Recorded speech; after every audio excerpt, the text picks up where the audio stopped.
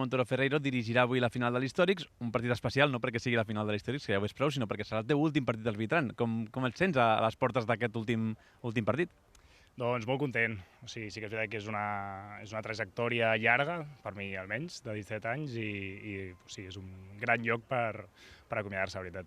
Has dit que 17 anys arbitrant, tens 33 anys, vas començar ben jove. Què t'endús d'aquesta etapa en una feina tan posada a l'ull de l'huracà a vegades, no?, com és la d'arbitrar?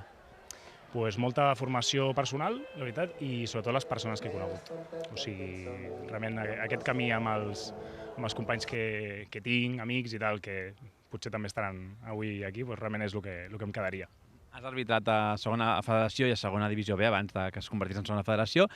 Suposo que t'endús duels de molt nivell i el d'avui, per exemple, t'acomiades amb un partit entre dos equips de segona federació. Per tant, suposo que també dona ganes, no?, retirar-se amb un duel de nivell. Sí, la veritat és que mira, ha quedat una final de segona ref, que just és la categoria que deixava. Sí, realment, no et diria, potser d'aquests és dels meus millors partits. Són dels, bueno, vaig fer en el seu dia un Europa Sant Andreu, són aquests partits que després queden guardats una miqueta a la memòria en el trajectòria arbitral. A l'Històrics, els àrbitres us serveix també per posar-vos en pràctica amb diferents facetes de partits de 45 minuts, alterneu a vegades el triplet arbitral, un línia dirigeix un altre partit, també és un bon torneig per fer pretemporada, en el vostre cas.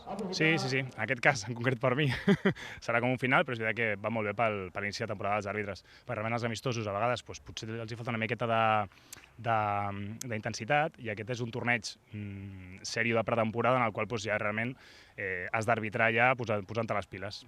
I l'última, quan un jugador retira sempre se li pregunta, i ara què? En el teu cas, Bruno Montero Ferreiro, ara què?